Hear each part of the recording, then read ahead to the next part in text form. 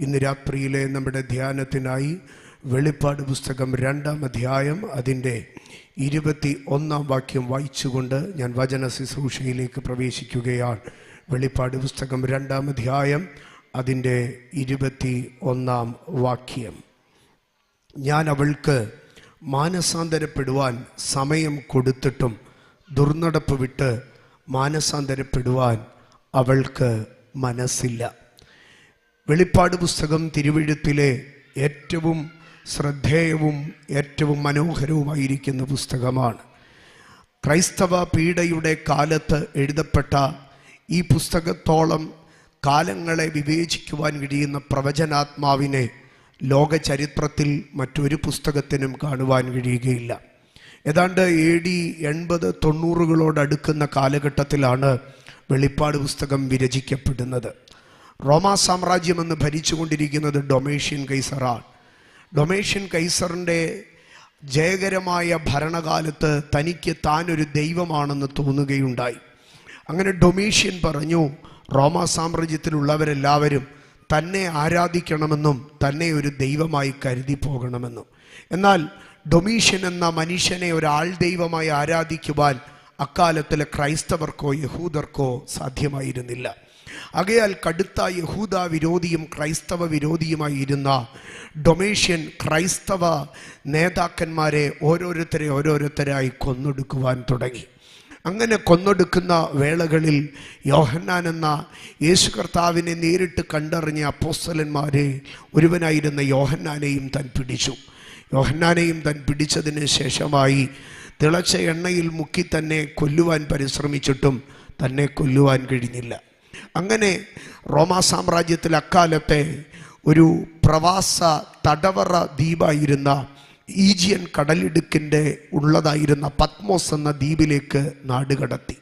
തുടർമാനമായ വോൾക്കാനോകൾ, അഗ്നിപർവ്വത സ്ഫോടനം നടന്നിരുന്നതായ ഒരു ചെറു ദ്വീപായിരുന്നു ഈ പത്മോസ് എന്ന ദ്വീപ്. അങ്ങനെ തുടർമാനമായ അഗ്നിപർവ്വത സ്ഫോടന സാധ്യത ഉള്ളതുകൊണ്ട് ആ സ്ഥലത്ത് ആരും പോയി താമസിക്കുകയില്ലായിരുന്നു. ഏറ്റവും കിരാതമായിരിക്കുന്ന ജീവിതാനുഭവങ്ങളായിരുന്നു അവിടെ. ബ്രിട്ടീഷ് ഭരണകാലത്ത് ഇന്ത്യയുടെ ആൻഡമാൻസ് ദ്വീപുകളെ നാടുകടത്താനും ജയിലറയുമായി ഉപയോഗിച്ചതുപോലെ ഈജിയൻ കടലിടുക്കിൻ്റെ കനിഗർഭങ്ങൾ നിറഞ്ഞതായിരുന്ന ഈ പത്മോസ് ദ്വീപിനെ അപ്രകാരം റോമാ ഗവൺമെൻറ് മാറ്റിയിരുന്നു. ഈജിയൻ കടലിടുക്കിലുള്ള പത്മോസ് ദ്വീപിലേക്ക് നാടുകടത്തപ്പെട്ട ഒരുത്തൻ പിന്നീട് പുറം ലോകം കാണുക അസാധ്യമായിരുന്നു. അവിടെയുള്ള ഖനി ഗർഭങ്ങളിൽ തൊഴിലെടുക്കുക, രാത്രിയിൽ അവിടെയുള്ള ഏതെങ്കിലും ഗുഹകളിൽ കയറി രാപാർക്കുക, അതായിരുന്നു ആ മനുഷ്യർക്ക് അവിടെ ഉണ്ടായിരുന്ന ഏക അവസ്ഥയെന്നുള്ളത്. അവിടെ ചത്തൊടുങ്ങുന്ന മനുഷ്യരെ മറവ് ചെയ്യുവാൻ പോലും പാറകൾ നിറഞ്ഞു നിൽക്കുന്ന ആ സ്ഥലത്ത് സാധ്യമായിരുന്നില്ല. എന്നാൽ ഈ മരിച്ചു വീഴുന്ന മനുഷ്യരുടെ ശവങ്ങളെ കുത്തിപ്പറിക്കുവാൻ തക്കവണ്ണം ശവം തീനി കഴുകന്മാർ പത്മോസിൻ്റെ ഉയരങ്ങളിൽ ഇങ്ങനെ ഉറാകി പറക്കുക പതിവായിരുന്നു. ഓരോ മനുഷ്യനും മരണത്തോട് മല്ലടിക്കുമ്പോൾ തൻ്റെ ഭക്ഷണമെന്ന് കരുതി റാഗിപ്പറക്കുന്ന കഴുകൻ്റെ ചിറകൊച്ചകൾക്ക് കീഴെ കർത്താവായ യേശുക്രിസ്തുവിൻ്റെ സാക്ഷ്യവും വചനവും സംബന്ധിച്ച് യോഹന്നാൻ എന്ന വന്ധ്യവയോധികൻ പത്മോസിൻ്റെ ദ്വീപിലായിരിക്കുകയാണ്. തൻ്റെ നന്നേ ചെറുപ്പത്തിൽ യേശു കർത്താവിൻ്റെ ശിഷ്യഗണത്തിൽ വെച്ച് ഏറ്റവും കുഞ്ഞായിരുന്നു യോഹന്നാൻ അപ്പോസ്തലൻ. പുരുഷായുസ് മുഴുവനും അധ്വാനിച്ച് വാർദ്ധക്യത്തിൻ്റെ ജരാനരകൾ പിടിച്ച നാളിൽ താൻ പത്മോസിൻ്റെ ഏകാന്തതയിൽ കാണപ്പെടുകയാണ്. താൻ അവസാനിച്ചുവെന്ന് റോമാ ഗവൺമെൻറ് കരുതുന്ന ഇടത്ത് ദൈവം യോഹന്നാൻ്റെ അടുക്കൽ പറഞ്ഞു, നിന്റെ അവസാനം കാണാനാണ് ഡൊമേഷ്യൻ നിന്നെ ഇവിടേക്ക് അയച്ചത്. എന്നാൽ ഞാൻ നിന്റെ അവസാനം അവനെ കാണിക്കത്തില്ല, പകരം ലോകത്തിൻ്റെ അവസാനം ഞാൻ നിന്നെ കാണിക്കാം. ഡൊമീഷ്യൻ പറഞ്ഞു, ക്രൈസ്തവതയെ മുടിക്കുവാൻ തക്കവണ്ണം ഞാൻ നിന്നെ അവിടേക്ക് പറഞ്ഞയക്കുകയാണെന്ന്. എന്നാൽ റോമാ സാമ്രാജ്യത്തിൻ്റെ തകർച്ചയെക്കുറിച്ചുള്ള വെളിപ്പാട് അവിടെ ഇരുന്ന് യോഹന്നാൻ പ്രാപിച്ചു. മരിക്കുവാൻ തക്കവണ്ണം മരണവിധിയിൽ ഉൾപ്പെടുത്തിയാണ് യോഹന്നാനെ പത്മോസിലേക്ക് നാടുകടത്തിയത്. പക്ഷേ അവിടെ താൻ മരണത്തിൽ നിന്ന് ഉയർത്തെഴുന്നേറ്റ് മരണത്തെ ജയിച്ച യേശു ക്രിസ്തുവിനെ താൻ അഭിമുഖമായി കാണുകയുണ്ടായി. തൻ്റെ ശുശ്രൂഷയെ അവസാനിപ്പിക്കുവാനാണ് യോഹന്നാനെ ഡൊമേഷ്യൻ പത്മോസിലേക്ക് നാടുകടത്തിയത്. പക്ഷേ അവിടെ നിന്ന് താൻ ഇതുവരെ കണ്ടിട്ടില്ലാത്ത വെളിപ്പാടിൻ്റെ അടുത്ത തലത്തിലേക്ക് താൻ പ്രവേശിക്കുവാൻ തുടങ്ങി. ഉലകം നീ ഇനി കാണുകയില്ലെന്ന് പറഞ്ഞാണ് ഏറ്റവും അക്കാലത്തെ ഏറ്റവും ഭയങ്കര പട്ടണമായിരുന്ന റോമ പട്ടണം നീ ഇനി കാണുകയില്ല. നിന്റെ യെരൂശലേമിൻ്റെ ദൈവാലയം, നിന്റെ പിതാക്കന്മാരുടെ പട്ടണം നീ ഇനി കാണുകയില്ലെന്ന് പറഞ്ഞ് യോഹന്നാനെ പത്മോസിലേക്ക് നാടുകടത്തി. എന്നാൽ അവിടെ സ്വർഗത്തിലെ ദൈവം പറഞ്ഞോ, ലോകം കാണത്തില്ലെന്ന് പറഞ്ഞ മനുഷ്യർക്കപ്പുറം ഞാൻ നിന്നെ വരുവാനുള്ള ലോകവും സ്വർഗവും കാണിക്കാമെന്ന് പറഞ്ഞ് യോഹന്നാനെ നിത്യതയുടെ വിഹായസിലേക്ക് ദൈവം കൊണ്ടുപോയി. അങ്ങനെ ദൈവപ്രത്യക്ഷത തനിക്കുണ്ടാകുന്നത് ഒരു കർത്തൃദിവസത്തിലാണ്. ജീവിതത്തിൻ്റെ കഷ്ടാരിഷ്ടതകളുടെ നടുവിലും ആത്മനാഥനെ ആരാധിച്ച് പ്രാർത്ഥിച്ചു കൊണ്ടിരുന്ന യോഹന്നാൻ എന്ന അപ്പോസ്തലൻ കർത്തൃദിവസത്തിൽ ആത്മവിവശതയിലായി. താൻ കാഹളത്തിനൊത്തെ ഒരു മഹാനാദം കിട്ടും. ഏഷ്യ മൈനറിലെ 7 സഭകൾ, എഫസോസ്, സ്മുർണ, പെർഗമോസ്, തുയതര, സർദീസ്, ഫിലദൽഫിയ, ലവോദിക്ക തുടങ്ങിയ 7 സഭകൾക്കുള്ളതായ ദൈവത്തിൻ്റെ ആലോചനകളെ അറിയിക്കണമെന്ന് യോഹന്നാൻ ഒരു അരുളപ്പാടുണ്ടായി. ആമേൻ. എഴുതുവാനുള്ള തുകലുകളോ എഴുതുവാനുള്ള എഴുത്തുകോലുകളോ അതിനേറ്റ മഷിയോ ഒന്നുമില്ലാതെ പ്രതീക്ഷ നഷ്ടപ്പെട്ട് കിടന്ന മനുഷ്യൻ്റെ അടുക്കൽ ദൈവം പറയുകയാണ്, ലോകത്തിൻ്റെ വിധിക്കപ്പുറം ഞാൻ നിന്നെ കൊണ്ട് ചിലത് എഴുതിക്കാൻ പോവുകയാകുന്നുവെന്ന്.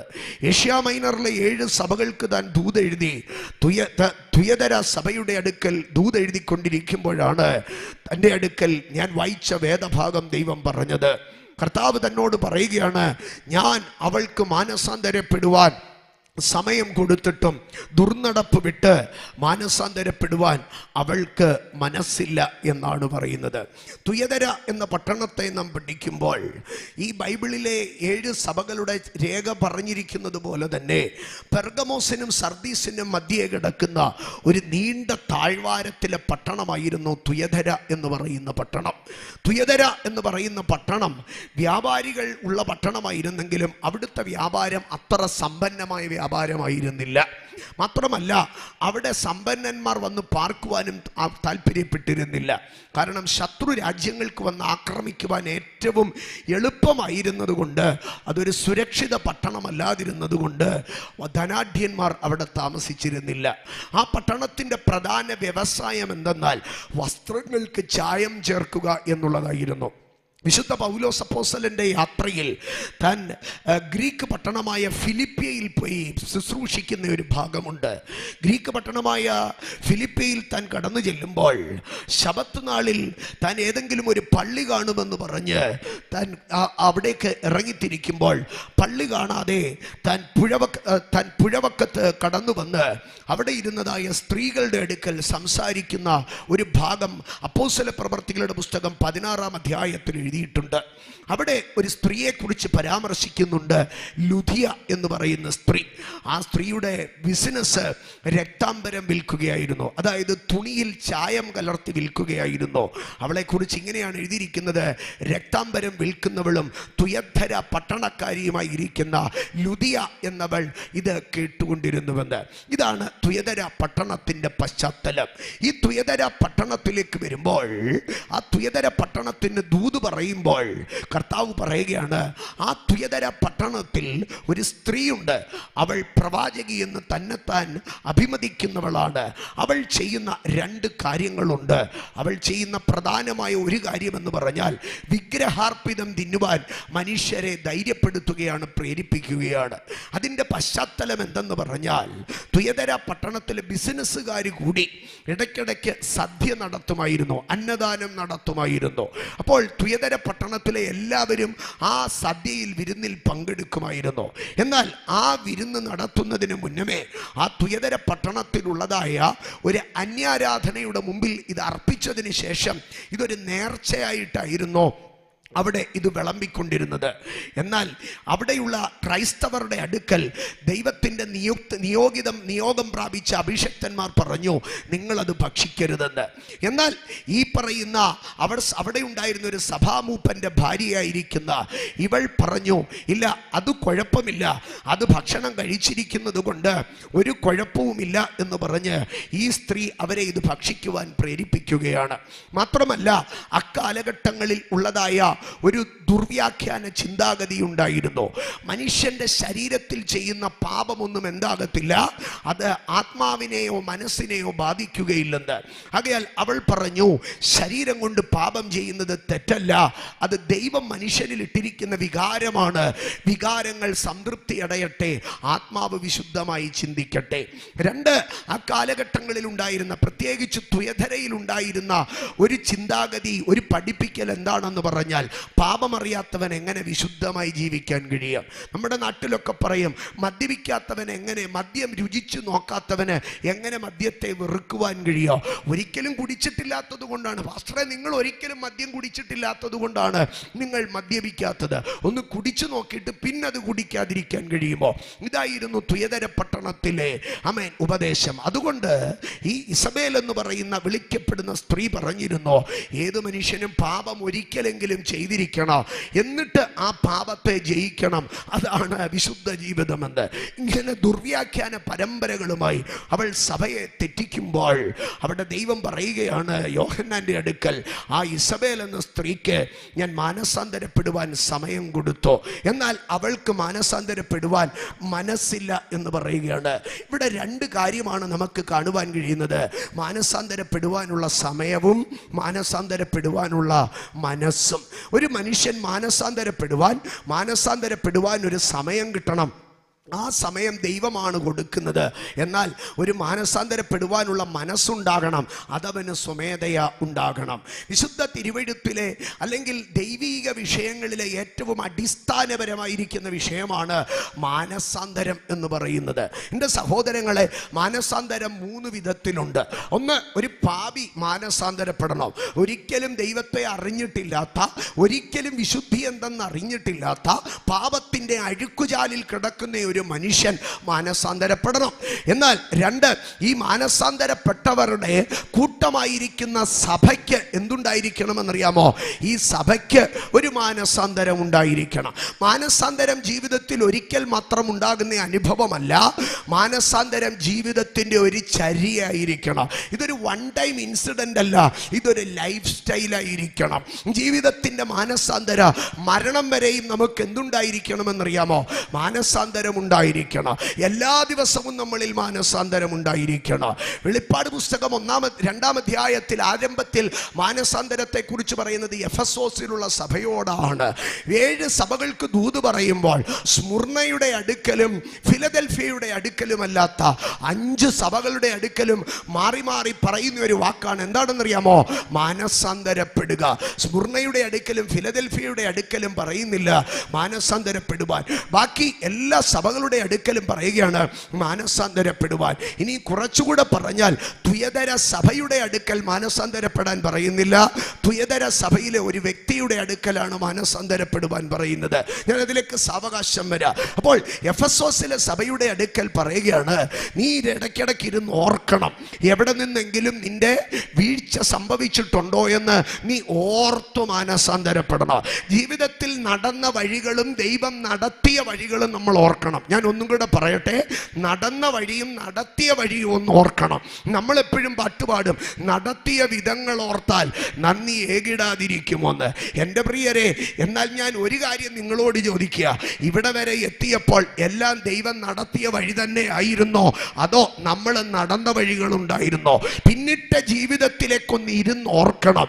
ജീവിതത്തിൻ്റെ തത്രപ്പാടിനും തിരക്കിനും ഇടയിൽ ഒരു ഇടവേള എടുക്കണം, ഇന്നലകളെ ഒന്ന് ഓർക്കാൻ, നമ്മുടെ പ്രവർത്തികളെ ഓർക്കാൻ, നമ്മുടെ ഇടപാടുകളെ ഓർക്കാൻ, നമ്മുടെ സംഭാഷണങ്ങളെ ഓർക്കാൻ, നമ്മുടെ ബന്ധങ്ങളെ ഓർക്കാൻ, നമ്മളെ വളർത്തിയവരെ ഓർക്കാൻ, നമ്മളെ നടത്തിയവരെ ഓർക്കാൻ, നമ്മളെ സ്നേഹിച്ചവരെ ഓർക്കാൻ, നമ്മുടെ കൂടെ നടന്നവരെ ഓർക്കാൻ, സഹയാത്രികരെയും സഹജീവികളെയും കണ്ടു വളർന്ന നമ്മുടെ ജീവിതത്തിൻ്റെ ഇന്നലകളിലേക്കൊന്ന് തിരിഞ്ഞു നോക്കണം. അപ്പോൾ നമുക്കറിയാം നമുക്ക് എവിടെയൊക്കെ മാനസാന്തരം വേണമെന്ന്. അപ്പൊ സഭയോട് പറയുകയാണ്, സഭയെ നിനക്ക് ഒരു മാനസാന്തരം വേണം. എന്നാൽ വെളിപ്പാട് പുസ്തകം 3-ാം അധ്യായത്തിലേക്ക് കടന്നു വരുമ്പോൾ 3-ാം അധ്യായം സർദീസിലെ സഭയുടെ ദൂതൻ എഴുതുക എന്ന് പറഞ്ഞ് സർദീസിലെ സഭയുടെ ദൂതൻ എഴുതുന്ന മാനസാന്തരം എന്താണെന്നറിയാമോ? നീ പ്രാപിക്കുകയും കേൾക്കുകയും ചെയ്തത് ഓർത്ത് അത് കാത്തുകൊണ്ട് മാനസാന്തരപ്പെടുക. അപ്പോൾ വചനത്തെ സൂക്ഷിക്കുന്നവനും എന്ത് ചെയ്യണം? മാനസാന്തരപ്പെടണം. അപ്പൊ വീഴ്ച സംഭവിച്ചവനും മാനസാന്തരപ്പെടണം, സൂക്ഷിക്കുന്നവനും മാനസാന്തരപ്പെടണം. ഇത് സഭയുടെ മാനസാന്തരമാണ്. അപ്പൊ ആദ്യം ഒരു പാപി മാനസാന്തരപ്പെടണം, രണ്ട് സഭ മാനസാന്തരപ്പെടണം. നമ്മുടെയൊക്കെ സഭകളിൽ മാസത്തിൽ ഒരിക്കലെങ്കിലും നമ്മൾ ഉപവാസം ഇരിക്കും.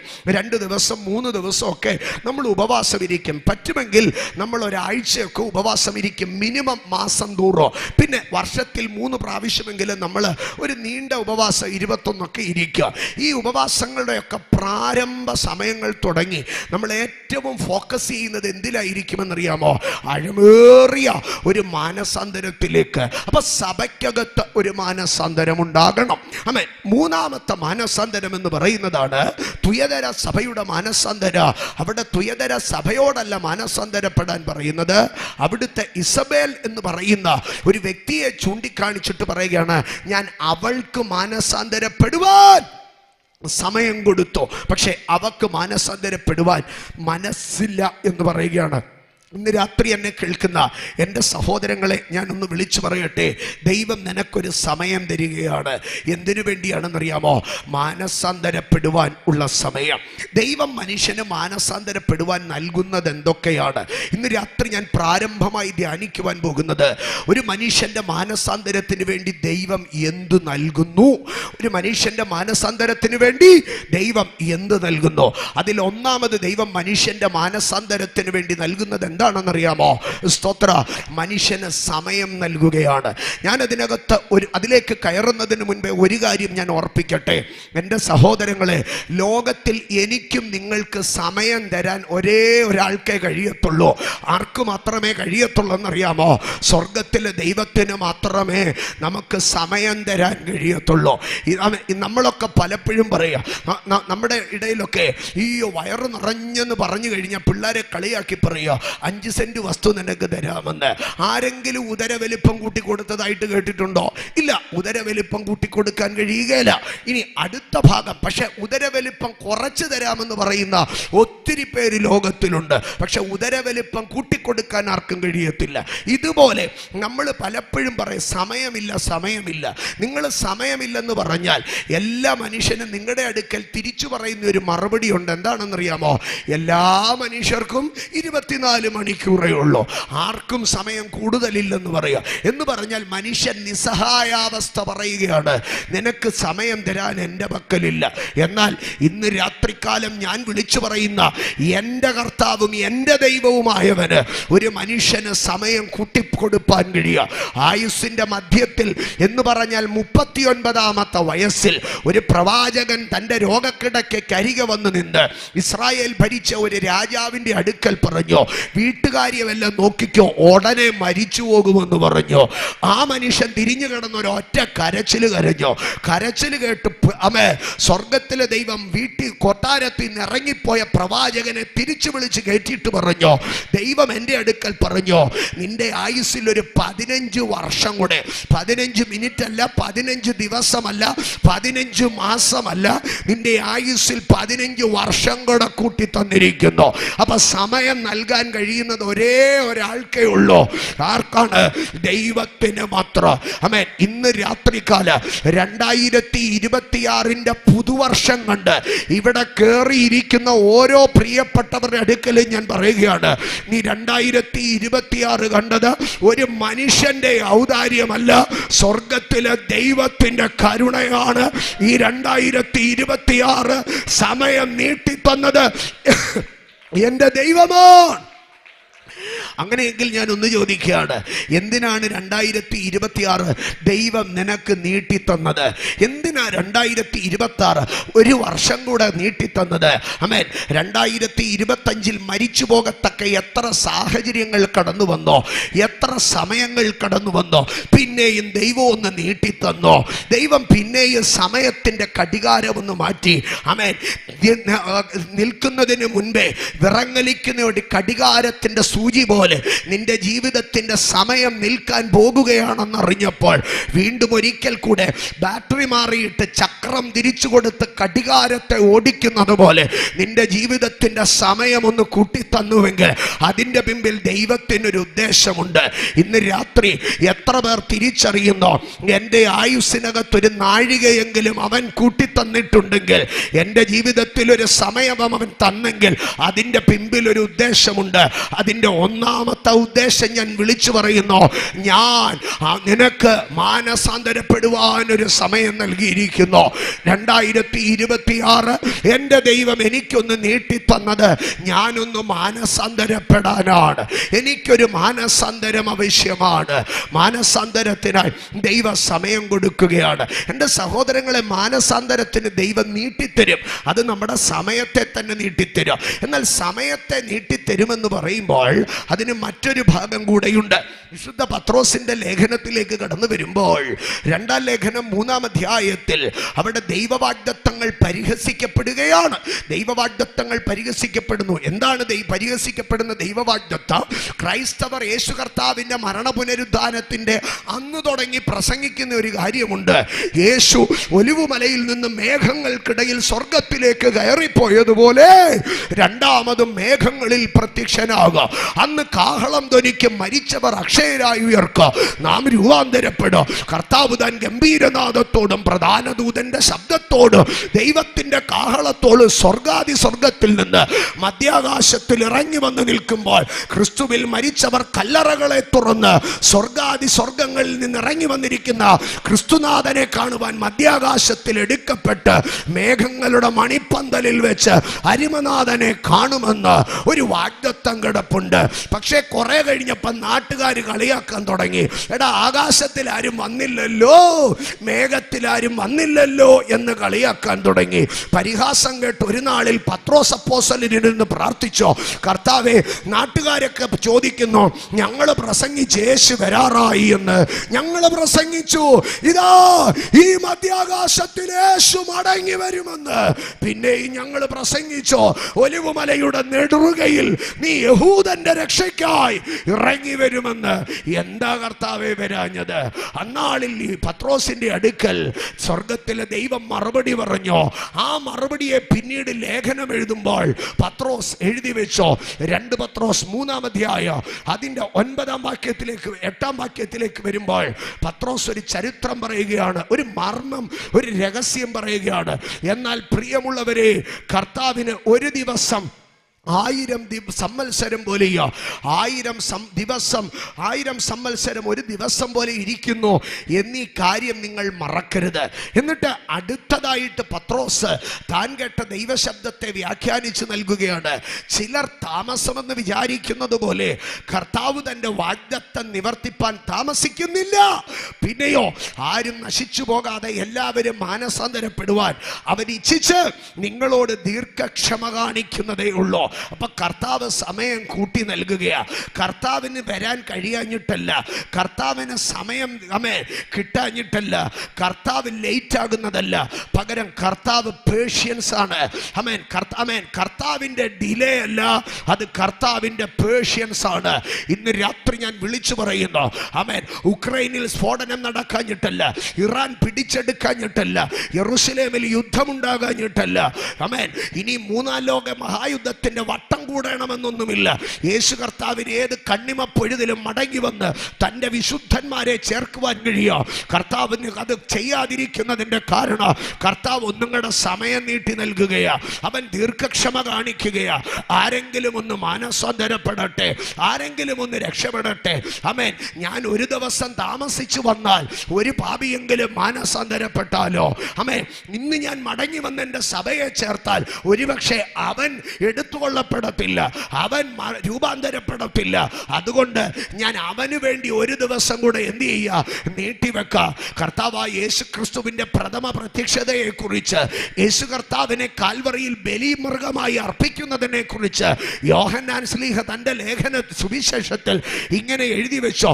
തൻ്റെ ഏകജാതനായ പുത്രനിൽ വിശ്വസിക്കുന്ന ഒരുത്തൻ പോലും നശിച്ചു പോകാതെ സകല മനുഷ്യനും നിത്യജീവൻ പ്രാപിക്കേണ്ടതിന് ദൈവം അവനെ നൽകുവാൻ തക്കവണ്ണം ലോകത്തെ സ്നേഹിച്ചു. 2023 യേശു വരാഞ്ഞതിന് സ്തോത്രം, 2024 യേശു വരാഞ്ഞതിന് സ്തോത്രം, 2025 യേശു വരാഞ്ഞതിന് സ്തോത്രം. യേശു വന്നിരുന്നെങ്കിൽ ഈ കഴിഞ്ഞ 3 വർഷം രക്ഷിക്കപ്പെട്ട് സ്നാനപ്പെട്ട് മാനസാന്തരപ്പെട്ട അത്ര പാപികളും എവിടെ പോയേനെ? നരകത്തിൽ പോയേനെ. ഈ കഴിഞ്ഞ മാസങ്ങളിൽ നിങ്ങളുടെ സഭകളിൽ നടന്ന സ്നാനമുണ്ടല്ലോ, ആ സ്നാനത്തിൽ മാനസാന്തരപ്പെട്ട് സ്നാനക്കുളത്തിൽ നിന്ന് കരേറി വന്ന പ്രിയപ്പെട്ടവരുണ്ടല്ലോ, ആ സ്നാനം നടക്കേണ്ടതിന് വേണ്ടിയാണ് യേശു മടങ്ങി വരാൻ താമസിച്ചത്. ഇന്ന് രാത്രി ഇതിനകത്തിരിക്കുന്ന ഓരോ പ്രിയപ്പെട്ടവരും അറിയണോ, ചിലർ താമസമെന്ന് വിചാരിക്കുന്നത് പോലെ കർത്താവ് തന്റെ വാഗ്ദത്തം നിവർത്തിപ്പാൻ താമസിക്കുന്നില്ല. പകരമോ ആരും നശിച്ചു പോകാതെ എല്ലാവരും മാനസാന്തരപ്പെടുവാൻ അവൻ ഇച്ഛിച്ചു. നിങ്ങളോട് ദീർഘക്ഷമ കാണിക്കുന്നതേ ഉള്ളൂ. ആമേൻ. അപ്പൊ ദൈവത്തിന് എന്താണെന്നറിയാമോ? ദൈവത്തിന്റെ ആഗ്രഹമാണ് മാനസാന്തരം. അത് ഞാൻ അടുത്ത ഭാഗത്തിലേക്ക് വരുമ്പോൾ പറയാം. ദൈവത്തിന്റെ ആഗ്രഹമാണ് മാനസാന്തരം. ആ ദൈവത്തിന്റെ ആഗ്രഹമാണ് മാനസാന്തരം എന്നതുകൊണ്ട് ദൈവം എന്ത് ചെയ്യുകയാണ്? ദൈവം നമുക്ക് സമയം നൽകുകയാണ്. ഇന്ന് രാത്രി എന്നെ കേൾക്കുന്ന എൻ്റെ സഹോദരങ്ങളെ, ദൈവത്തിന് നിന്റെ പാലും പഴവും ആവശ്യമില്ല, ദൈവത്തിന് നിന്റെ മണിനാദം ആവശ്യമില്ല, ദൈവത്തിന് നിന്റെ വെണ്ണയും ദൈവത്തിന് നിന്റെ തൈലവും ആവശ്യമില്ല. 1000 തൈല നദികളും മൃഗരക്തങ്ങളിലോ കുരുതി കഴിക്കുന്ന ചോരക്കകത്തുമല്ല ദൈവം പ്രസാദിക്കുന്നത്. ദൈവത്തിന്റെ ഇച്ഛ എന്താണെന്നറിയാമോ? നീ മാനസാന്തരപ്പെടണം, നീ ഒരു നല്ല മനുഷ്യനാകണം, നീ ഒരു സ്നേഹത്തിന്റെ ഉടയവനാകണം, നീ ഒരു കരുണയുടെ ഉടയവനാകണം. നിന്റെ മനസ്സൊന്ന് മാറണം, നിന്റെ മനസ്സൊന്ന് മാറണം. അതിനുവേണ്ടി ദൈവം ഒന്നാമത് എന്ത് ചെയ്യുകയാണെന്നറിയാമോ? സമയം നൽകുകയാണ്. 2, ദൈവം ഒരുവന്റെ മാനസാന്തരത്തിന് വേണ്ടി രണ്ടാമത് നൽകുന്നത് എന്ത്? ഒന്നാമത് ദൈവം സമയം നൽകുകയാണ്, രണ്ടാമതായി ദൈവം മനുഷ്യന്റെ മാനസാന്തരത്തിന് വേണ്ടി നൽകുന്നത്. റോമാലേഖനം 2-ാം അധ്യായം അതിന്റെ 4-ാം വാക്യത്തിലേക്ക് വരുമ്പോൾ, റോമാലേഖനം 2-ാം അധ്യായം അതിന്റെ 4-ാം വാക്യത്തിൽ ഇങ്ങനെയാണ് എഴുതിയിരിക്കുന്നത്: അല്ല, ദൈവത്തിന്റെ ദയ നിന്നെ മാനസാന്തരത്തിലേക്ക് നടത്തുന്നു എന്നറിയാതെ നീ അവന്റെ ദയ, ക്ഷമ, ദീർഘക്ഷാന്തി എന്നിവയുടെ ഐശ്വര്യം നിരസിക്കുന്നുവോ?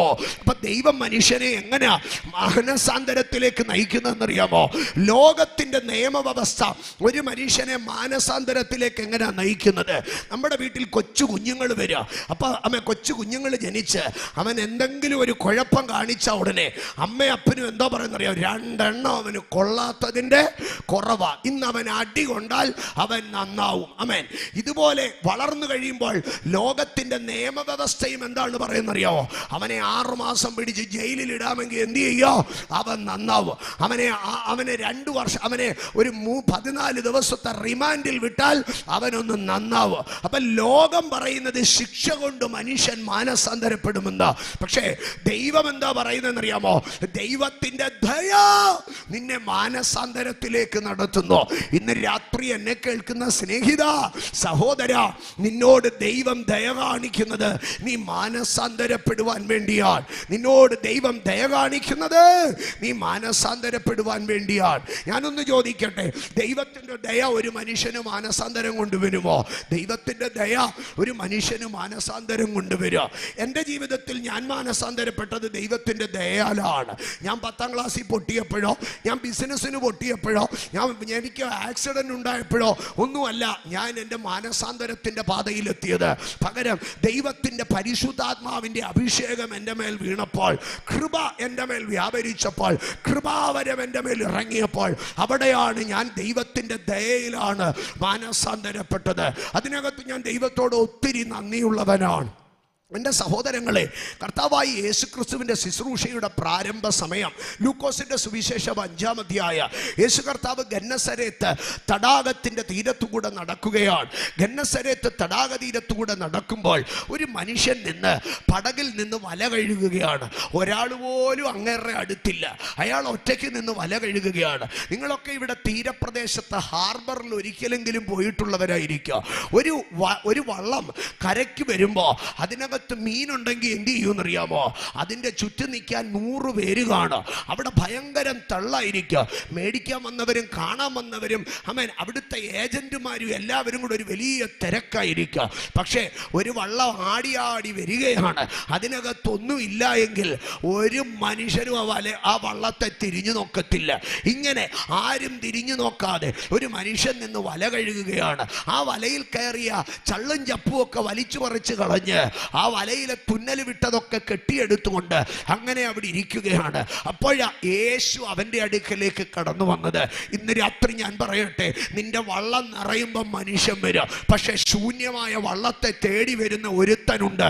അത് ഞാൻ പ്രസംഗിക്കുന്ന യേശു ക്രിസ്തുവാണ്. അതുകൊണ്ടാണ് ഞാൻ അവനെ പ്രസംഗിക്കുന്നത്. അതുകൊണ്ടാണ് ഞാൻ അവനെ ഉയർത്തുന്നത്. സകലരും ഒഴിഞ്ഞുപോയ ഇടത്തേക്ക് കയറി വന്ന് അന്വേഷിക്കുന്ന യേശു. ആ യേശു അടികത്തേക്ക് കടന്നു വന്നിട്ട് ആ പടകിനെ ഒന്ന് നീക്കാൻ പറഞ്ഞു. ഈ നല്ല മനുഷ്യൻ പടക് നീക്കിക്കൊടുത്തോ.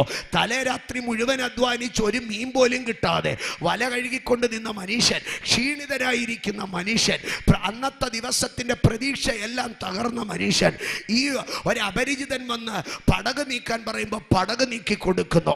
എന്തൊരു നല്ല മനുഷ്യനാണെന്ന് നോക്കിയേ. അവിടെയാണ് ക്രൈസ്തവതയുടെ ശ്രേഷ്ഠ അപ്പോസ്തലന്റെ ആരംഭം, ശുശ്രൂഷയുടെ ആരംഭം, ആത്മീയതയുടെ ആരംഭം എവിടെയാണെന്നറിയാമോ?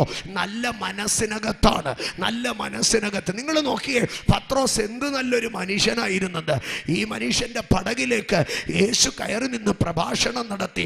പ്രഭാഷണത്തിന് അനന്തരം ഇറങ്ങി വന്ന് പത്രോസിന്റെ അടുക്ക പറഞ്ഞു, പത്രോസ്, നീ അങ്ങോട്ട് നീക്കി ആഴത്തിൽ മീൻ പിടിക്കാൻ. ഇന്ന് രാത്രി ഞാൻ പറയട്ടെ, പ്രഭാഷണ ചാതുര്യതയോടുകൂടെ പ്രസംഗിച്ചിട്ട് ഇറങ്ങിപ്പോകുന്നവനല്ല എൻ്റെ യേശു ക്രിസ്തു. പ്രസംഗിച്ച് തീർത്തതിനന്തരം ഓരോരുത്തൻ്റെയും നൊമ്പരപ്പെടുന്ന വിഷയത്തിനകത്ത്, ഓരോരുത്തൻ്റെയും പ്രശ്നങ്ങൾക്കകത്ത് ഇറങ്ങിച്ചെന്ന് അവൻ്റെ ഗതി അറിഞ്ഞ്, അവസ്ഥയറിഞ്ഞ്, നിലയറിഞ്ഞ്, നിലവാരമറിഞ്ഞ്, സ്ഥിതി അറിഞ്ഞ് അവൻ്റെ ആഴത്തിൻ്റെ അന്തരാത്മാവിനെ തൊടാൻ കഴിയുന്നവനാണ് യേശു ക്രിസ്തു. അതുകൊണ്ടാണ് ലജ്ജ കൂടാതെ ഞാൻ അവനെ പ്രസംഗിക്കുന്നത്. അതുകൊണ്ടാണ് ഞാൻ അവനെ പ്രസംഗിക്കുന്നതിൽ അഭിമാനിക്കുന്നത്. എൻ്റെ യേശു ഒരു നല്ല പ്രഭാഷകനാണ്. എൻ്റെ യേശു നല്ല ഒരു പ്രവാചകനാണ്. എന്നാൽ യേശുവിൻ്റെ അടുക്കൽ ജനം ഓടിക്കൂടിയത് പ്രഭാഷണ ചാതുര്യതയെക്കാട്ടിലോ പ്രവാചക ശബ്ദത്തെക്കാട്ടിലോ അവൻ്റെ അകത്ത് വ്യാപരിച്ച ദൈവശക്തി ജനത്തിന് നൽകുന്ന വിടുതലുകളെ കണ്ടിട്ടാണ്. അതാണ് ഞാൻ പ്രസംഗിക്കുന്ന ദൈവമാർഗത്തിൻ്റെ, ഞാൻ പ്രസംഗിക്കുന്ന ക്രിസ്തീയതയുടെ ശ്രേഷ്ഠത. ക്രിസ്ത്യാനിത്വം വളർന്നത് പ്രസംഗത്തിൻ്റെ ശക്തി കൊണ്ടല്ല. ലോകം കണ്ട ഏറ്റവും കിരാത ഇസങ്ങളിലൊന്ന് നാസിസമാണ്. നാസിസം വളർത്തിയെടുത്ത ഹിറ്റ്ലറിന്റെ അടുക്കൽ ചോദിക്കുക, ഹിറ്റ്ലർ, താങ്കൾ എങ്ങനെയാണ് നാസിസം വളർത്തിയെടുത്തത്? യൂറോപ്പിന്റെ മണ്ണിൽ കിടന്ന മനുഷ്യരെ ഇത്ര ദേശീയവാദികളാക്കി തീർത്ത് ചിതറിക്കിടന്ന യഹൂദന്മാരെ കത്തിച്ചു കളയാൻ തക്കവണ്ണ ആ യൂറോപ്യൻ ജനതയെ നീ എങ്ങനെയാണ് ഒന്നിച്ചെടുത്തത്? ഹിറ്റ്ലർ പറയോ, എൻ്റെ പ്രസംഗ ചാതുര്യം കൊണ്ടാണ് ഞാൻ ഉയർത്തിയെടുത്തത്. അമേരിക്കയിലെ അധസ്ഥിത വിഭാഗത്തെ ഉയർത്തിയെടുത്ത കിങ് മാർട്ടിൻ ലൂതറിന്റെ അടുക്കൽ ചെന്ന് ചോദിക്കണം, അല്ലയോ മാർട്ടിൻ ലൂതർ, ചിതറിക്കിടന്ന അടിമ കച്ചവടത്തിന് വിൽപ്പന ചരക്കായിരുന്ന അധസ്ഥിത സമൂഹത്തെ താങ്കൾ എങ്ങനെയാണ് ഉയർത്തിയെടുത്തത്? അദ്ദേഹം പറയോ, എൻ്റെ പ്രസംഗ ചാതുര്യതയിലാണ്. എന്നാൽ യേശു കർത്താവിൻ്റെ അടുക്കൽ ചെന്നൊന്ന് ചോദിക്ക്, കർത്താവേ, അങ്ങയുടെ പ്രഭാഷണ കലയാണോ അങ്ങയുടെ ശുശ്രൂഷയുടെ ശ്രേഷ്ഠത? അങ്ങയുടെ പ്രഭാഷണം കൊണ്ടാണോ അങ്ങ് ലോകത്തെ തിരിച്ചു മറിച്ചത്?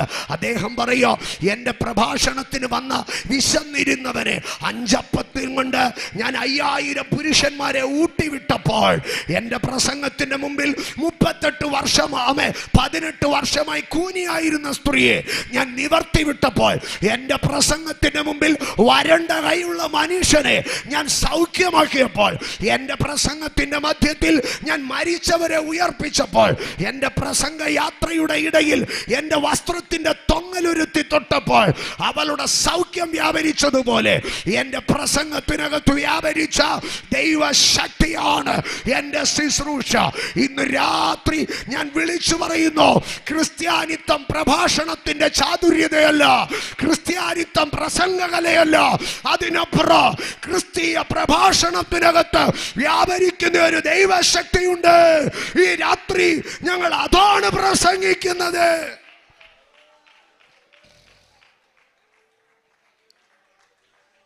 യേശു കർത്താവ് പത്രോസിന്റെ പടകിൽ നിൽക്കുകയാണ്. ആ പടകിനകത്ത് പടകിൽ നിന്നിറങ്ങി വല വീശുവാൻ പറഞ്ഞു. പത്രോസ് പോയി ആഴത്തിൽ വല വീശി. പത്രോസിന്റെ വല ആഴത്തിൽ വീശാൻ കൊള്ളുന്നതല്ലായിരുന്നു കേട്ടോ, മുകളിൽ വീശാൻ കൊള്ളുന്നതായിരുന്നു. കടലിന്റെ ശാസ്ത്രം അറിയുന്നവർക്കറിയാം, ചെറുമീനുകൾ മുകളിൽ നിൽക്കും, വലിയ മീനുകൾ താഴെ നിൽക്കും. അപ്പൊ പത്രോസിന്റെ കയ്യിലിരുന്ന വല മുകളിലെ കുഞ്ഞുമീനുകളെ പിടിക്കാനുള്ളതായിരുന്നു. പത്രോസിന്റെ കയ്യിലിരുന്ന പടകും കൊച്ചുമീനുകളെ കയറ്റിക്കൊണ്ടുവരാനായിരുന്നു. പക്ഷേ പത്രോസ് പോയി ആഴത്തിൽ വീശി, വലിയ മീനുകൾ കയറി. തലേരാത്രി ചെറുമീനുകൾ പോലും കയറാതിരുന്ന മനുഷ്യന്റെ പടകിനകത്ത് കയറാൻ കഴിയാത്ത വലിയ മീനുകൾ. സമീപത്തുള്ള പടകിലുള്ളവരെ കൈകാട്ടി വിളിച്ചു. അവർ കടന്നു ചെന്നു. അവർ ഇരുവരും കൂടെ ഈ പടകിൽ മത്സ്യത്തെ കൊണ്ടുവന്നു. ലൂക്കോസിന്റെ സുവിശേഷം 5-ാം അധ്യായം 8-ാം വാക്യം, ശിമോൻ പത്രോസ് അത് കണ്ടിട്ട് യേശുവിൻ്റെ കാൽക്കൽ വീണ്, കർത്താവേ, ഞാൻ പാപിയായ മനുഷ്യനാകൊണ്ട് എന്നെ വിട്ടുപോകണമേ എന്ന് പറഞ്ഞു. അല്ലയോ പത്രോസേ, താങ്കൾക്ക് എപ്പോഴാണ് പാപബോധമുണ്ടായത്? യേശുവിൻ്റെ പ്രസംഗം കേട്ടപ്പോഴാണോ? അല്ല, പകരമോ തൻ്റെ ശൂന്യമായ പടകിനകത്ത് ദൈവം മത്സ്യത്തെ നിറച്ചപ്പോഴാണ്. ഇതാണ് റോമാലേഖനത്തിൽ വിശുദ്ധ പൗലോസ് അപ്പോസ്തലൻ പറഞ്ഞത്. ആമേൻ. ദൈവത്തിൻ്റെ ദയ നിന്നെ മാനസാന്തരത്തിലേക്ക് നടത്തണം. അല്ലാതെ ദൈവത്തിൻ്റെ ദയയുടെ, ക്ഷമയുടെ, ദീർഘക്ഷാന്തിയുടെ ഐശ്വര്യത്തെ നിരസിക്കരുത്. ഇന്ന് രാത്രി ഇവിടെ ഇരിക്കുന്ന, ചാരത്തും ദൂരത്തും ഞങ്ങളെ ശ്രവിക്കുന്ന ഓരോ പ്രിയപ്പെട്ടവരുടെ അടുക്കൽ ഞാൻ പറയട്ടെ, നിന്റെ ഒന്നുമില്ലായ്മയിൽ നിന്ന് ദൈവം നിന്നെ നന്മകളാൽ നിറച്ചത്, നിന്റെ ജീവിതത്തിൽ സമൃദ്ധി നൽകിയത്, ഉണ്മാനും ഉടുപ്പാനും നൽകിയത് നിന്റെ അകത്ത് ഒരു മനസ്സാന്തരം ഉണ്ടാകേണ്ടതിനാണ്. നിന്റെ സ്വഭാവം മാറേണ്ടതിനാണ്. നിന്റെ ചിന്താഗതി മാറേണ്ടതിനാണ്. നിന്റെ നിരൂപണങ്ങൾ മാറേണ്ടതിനാണ്. ദൈവത്തിൻ്റെ ദയ ഒരു മനുഷ്യനെ മാനസാന്തരത്തിലേക്ക് നയിക്കുകയാണ്. ഇന്ന് രാത്രി എന്നെ കേൾക്കുന്ന എൻ്റെ സഹോദരങ്ങളുടെ അടുക്കൽ ഞാൻ ചോദിക്കട്ടെ, കരുണയുള്ള ദൈവം, ദയയുള്ള ദൈവം തൻ്റെ ദയയാൽ, തൻ്റെ കരുണയാൽ, തൻ്റെ മനസ്സലിവിനാൽ എത്രയോ നന്മകൾ നിനക്ക് നൽകി. ഉണ്മാനും ഉടുപ്പാനും നൽകി, ഉച്ഛ്വാസത്തിനായി ശ്വാസം നിനക്ക് നൽകി, ആരോഗ്യമുള്ള ശരീരം നൽകി, നല്ല കുടുംബം നൽകി. ഇന്നുമില്ലായ്മയിൽ നിന്ന് ഇത്രത്തോളം നിന്നെ കൊണ്ടുവന്നോ. ഇതിൻ്റെ എല്ലാം പിമ്പിൽ ദൈവം എന്തായിരുന്നു ആഗ്രഹിച്ചതെന്നറിയാമോ? അവൻ്റെ ദയ നിന്നെ മാനസാന്തരത്തിലേക്ക് നയിക്കണം. അവൻ്റെ ദയ നിന്നെ മാനസാന്തരത്തിലേക്ക് നയിക്കണം. ദൈവത്തിൻ്റെ ദയക്ക് 2 തലമുണ്ട് കേട്ടോ. ഒന്ന്, ദൈവത്തിൻ്റെ ദയ ഭൗമിക തലത്തിലാണ്. അവൻ ഉണ്മാനും ഉടുപ്പാനും തരും. എന്നാൽ അതിനപ്പുറമായൊരു ദൈവത്തിൻ്റെ ദയയുണ്ട്. കൊരിന്ത്യർക്കെഴുതിയ 1-ാം ലേഖനത്തിലേക്ക് കടന്നു വരുമ്പോൾ, കൊരിന്ത്യർക്കെഴുതിയ 1-ാം ലേഖനം അതിൻ്റെ 14-ാം അധ്യായം 23-ാം വാക്യത്തിൽ അവിടെ ഇങ്ങനെയാണ് എഴുതിയിരിക്കുന്നത്: സഭയൊക്കെയും ഒരുമിച്ച് കൂടി എല്ലാവരും അന്യഭാഷകളിൽ സംസാരിച്ചു കൊണ്ടിരിക്കുകയാണ്. അപ്പോൾ യാദൃശ്ചിക അവിടെ എന്ത് ചെയ്തു എന്നറിയാമോ? ആമേൻ. എല്ലാവരും 24-ാം വാക്യം, എല്ലാവരും ഇങ്ങനെ അന്യഭാഷകളിൽ സംസാരിക്കുകയോ പ്രവചിക്കുകയും ചെയ്തുകൊണ്ടിരിക്കുക. അപ്പോഴാ യാദർശിക ഒരുത്തൻ എന്ത് ചെയ്തെന്നറിയാമോ? അവരുടെ അവിശ്വാസിയും ആത്മവിരമില്ലാത്തവനുമായ ഒരുത്തൻ അകത്തു കയറി വന്നു. സ്തോത്രം. അകത്തു കയറി വന്നു കഴിഞ്ഞപ്പോൾ ആ സഭയ്ക്കകത്ത് വ്യാപരിച്ച ദൈവാന്തരീക്ഷത്തിനകത്ത് എന്ത് സംഭവിച്ചെന്നറിയാമോ? അവന് മാനസാന്തരമുണ്ടായി. ഇന്ന് രാത്രി എന്നെ കേൾക്കുന്ന എൻ്റെ സഹോദരങ്ങളെ, നാമൊക്കെ ദൈവാലയത്തിൽ കടന്നു വരുമ്പോൾ ശക്തമായ പരിശുദ്ധാത്മാവിൻ്റെ സാന്നിധ്യം വരിക. ആമേൻ. എന്താ പരിശുദ്ധാത്മാവിൻ്റെ സാന്നിധ്യം വരുന്നത്? നമ്മളൊക്കെ വിശുദ്ധന്മാരായിട്ടാണോ? നമ്മുടെ കീബോർഡിൻ്റെ സൗണ്ട് കൊണ്ടാണോ? നമ്മുടെ ലൈറ്റിംഗ് സിസ്റ്റം കൊണ്ടാണോ? നമ്മുടെ മൈക്കിൻ്റെ വാട്ടേജ് കൊണ്ടാണോ? പിന്നെ എന്താണ്? ദൈവ സാന്നിധ്യത്തിൽ പലപ്പോഴും ഇരുന്നപ്പോൾ ശക്തമായ ദൈവ സാന്നിധ്യമുണ്ടായി.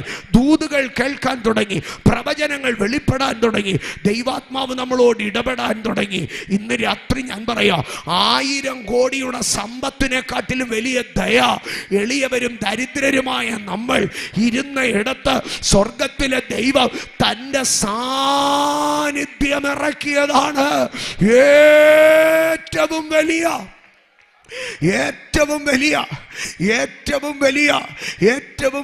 ദയ. എന്തിനാണ് ദൈവം ഇതൊക്കെ ചെയ്തത്? നമ്മുടെ ഉപവാസ പ്രാർത്ഥനകളിൽ, നമ്മുടെ രാത്രി പ്രാർത്ഥനകളിൽ, നമ്മുടെ സഭാരാധനകളിലൊക്കെ സ്വർഗത്തിൽ ദൈവം ഇറങ്ങി വന്നില്ലേ? ഇറങ്ങി വന്ന് കൃപ പകർന്നില്ലേ? കൃപാവരം പകർന്നില്ലേ? പരിശുദ്ധാത്മാവ് നമ്മളെ വിവശതയിൽ കൊണ്ടുപോയില്ലേ? വലിയ ദൈവ സാന്നിധ്യം അനുഭവിച്ചില്ലേ? അപ്പോൾ സ്വർഗത്തിലെ ദൈവം പറയുകയായിരുന്നു, ഞാൻ ദയ തോന്നി അവന്റെ അടുക്കൽ ഇറങ്ങിച്ചെന്നാൽ എന്റെ ദയ അവനെ മാനസാന്തരത്തിലേക്ക് നടത്തും. അതാണ് ദൈവസഭയുടെ ശക്തി, അതാണ് ദൈവസഭയുടെ ശ്രേഷ്ഠത. ദൈവസഭയ്ക്കകത്ത് എളിയവൻ കൂടിയിരുന്ന് പ്രാർത്ഥിക്കുമ്പോൾ അവിടെ ദൈവ സാന്നിധ്യം ഇറങ്ങും. അത് ദൈവത്തിന്റെ ദയയാണ്. ആ ദയ മാനസാന്തരത്തിലേക്ക് കൊണ്ടുപോകുക. ഒന്ന്, ദൈവം മാനസാന്തരപ്പെടുവാൻ ഒരു സമയം തരുന്നു. 2, ദൈവം മാനസാന്തരപ്പെടുവാൻ ആമേൻ നമ്മളോട് ദയ കാണിക്കുന്നു. 3, ദൈവം മാനസാന്തരപ്പെടുവാൻ തക്കവണ്ണ തൻ്റെ വചനത്തെ നൽകുകയാണ്. തൻ്റെ വചനത്തെ. എൻ്റെ സഹോദരങ്ങളെ, ലൂക്കോസിന്റെ സുവിശേഷം 11-ാം അധ്യായം 32-ാം വാക്യം, ലൂക്കോസ് 11:32, അവിടെ ഇങ്ങനെയാണ് എഴുതിയിരിക്കുന്നത്, നിനവേക്കാർ യോനയുടെ പ്രസംഗം കേട്ട് മാനസാന്തരപ്പെട്ടുവല്ലോ. നിനവേക്കാർ യോനയുടെ പ്രസംഗം കേട്ട് മാനസാന്തരപ്പെട്ടു. നിനവേക്കാർ എങ്ങനെയാണ് മാനസാന്തരപ്പെട്ടത്? യോന എന്ന ഒറ്റ മനുഷ്യന്റെ പ്രസംഗം കേട്ട്. ആമേൻ. യേശു കർത്താവ് ഉയർത്തെഴുന്നേറ്റ്, യേശു കർത്താവ് മരണത്തിൽ മരിച്ച് 3-ാം നാൾ ഉയർത്തെഴുന്നേറ്റു. 50-ാം നാൾ താൻ സ്വർഗാരോഹണം ചെയ്തു. 40-ാം നാൾ താൻ സ്വർഗാരോഹണം ചെയ്തു. തൻ്റെ സ്വർഗാരോഹണത്തിന്റെ 10-ാം ദിനം, അത് പെന്തക്കോസ്ത് ദിനമാണ്. ആ പെന്തക്കോസ്ത് നാളിൽ യേശു കർത്താവിന്റെ ശിഷ്യന്മാർ ഒരുമിച്ച് പ്രാർത്ഥിച്ചു കൊണ്ടിരുന്നപ്പോൾ അവരുടെ മേൽ പരിശുദ്ധാത്മാവിന്റെ പകർച്ചയുണ്ടായി. ആ പകർച്ചയിൽ പത്രോസ് എന്ന് പറയുന്ന അപ്പോസ്തലൻ എഴുന്നേറ്റ് നിന്ന് പ്രസംഗിച്ചു. 3000 പേർക്ക് മാനസാന്തരം ഉണ്ടായി. ഇന്ന് രാത്രി ഞാൻ പറയട്ടെ, ദൈവവചന പ്രഘോഷണത്തിനൊരു ശക്തിയുണ്ട്. ഒരു മനുഷ്യന്റെ ഹൃദയത്തെ മാനസാന്തരപ്പെടുത്തുവാൻ. നരഭോജികളായിരുന്ന മനുഷ്യനെ നരസ്നേഹിയാക്കി തീർത്തത് ദൈവവചന പ്രഘോഷണമാണ്. ലക്ഷോപലക്ഷം മനുഷ്യരെ ആത്മഹത്യയിൽ നിന്ന് വിടുവിച്ചത് ദൈവവചന പ്രസംഗമാണ്. മനുഷ്യന്റെ തകർന്ന മനസ്സിനകത്ത് പ്രതീക്ഷ നൽകിയത് ദൈവവചന പ്രസംഗമാണ്. ആമേ. ഇന്ന് രാത്രി ഞാൻ ഏറ്റവും അഭിമാനിക്കുന്നു, എൻ്റെ ദൈവം എന്നെ തെരഞ്ഞെടുത്ത് ഒരു സുവിശേഷ പ്രസംഗികനാക്കി തീർത്തതിൽ. കാരണം ലോകത്തിലേറ്റവും മനുഷ്യനെ നന്മയുള്ളവനാക്കുവാൻ കഴിയുന്നത്, ലോകത്തിലേറ്റവും മനുഷ്യനെ ജയശാലിയാക്കുവാൻ കഴിയുന്നത്, ലോകത്തിലേറ്റവും മനുഷ്യനെ നന്മയിലേക്ക് തിരിക്കുവാൻ കഴിയുന്നത് അത് ദൈവവചന പ്രഭാഷണത്തിനാണ്. യോനയുടെ പ്രസംഗം കേട്ട് മാനസാന്തരപ്പെട്ടുവല്ലോ. യോനയുടെ പ്രസംഗം കേട്ട് മാനസാന്തരപ്പെട്ട് കഴിഞ്ഞപ്പോൾ ആ നിനവയുടെ പട്ടണം വലിയ നാശത്തിൽ നിന്ന് വിടുവിക്കപ്പെട്ടു. അപ്പൊ യോനയുടെ പ്രസംഗ മാനസാന്തരത്തെ നൽകിയോ അതോ ആ പട്ടണത്തിന് രക്ഷയെ നൽകിയോ? ഞാനത് സാവകാശത്തിലേക്ക് കടന്നു വരാം. ഇന്ന് രാത്രി ആമേൻ, പലർക്കും പലയിടങ്ങളിലോ നിരന്തരമായി കൺവെൻഷനുകൾ നടക്കുന്നു, വഴിനീളം മൈക്കുകൾ വെച്ച് കെട്ടുന്നു. എന്തിനായി കാശൊക്കെ ഇങ്ങനെ പൊട്ടിക്കുന്നത്? ആമേ, വല്ല സിനിമാ പാട്ടാണോ, വല്ല ഡ്രാമയാണോ, വല്ല നാടകമാണോ, നല്ല മിമിക്സ് പരേഡാണോ? ഇതുവല്ലോ ആയിരുന്നെങ്കിൽ നമുക്ക് വല്ലതും പ്രയോജനം ഉണ്ടായിരുന്നേനെ. സ്നേഹിത, മിമിക്സ് പരേഡിന് നിനക്ക് മാനസാന്തരം വരുത്താൻ കഴിയത്തില്ല. ഡാൻസിനും മിമിക്രിക്കും നിനക്ക് മാനസാന്തരം വരുത്താൻ കഴിയത്തില്ല.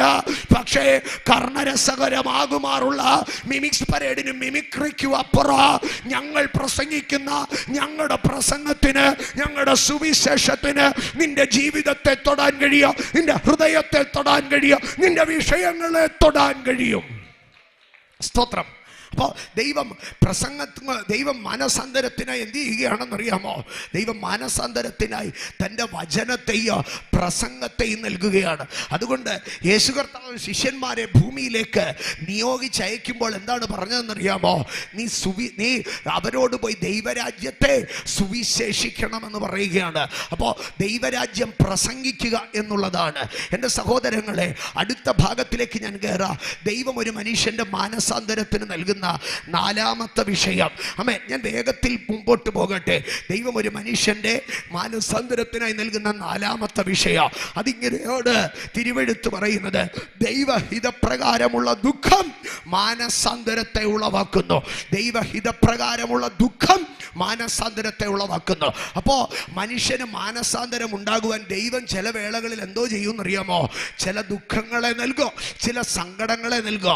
അത് രക്ഷയുടെ 7 പടികൾക്കകത്തുള്ള സംഗതിയാണ്. ദൈവം അനുവദിച്ചാൽ നാളെ രാത്രി ഞാൻ പറയാം.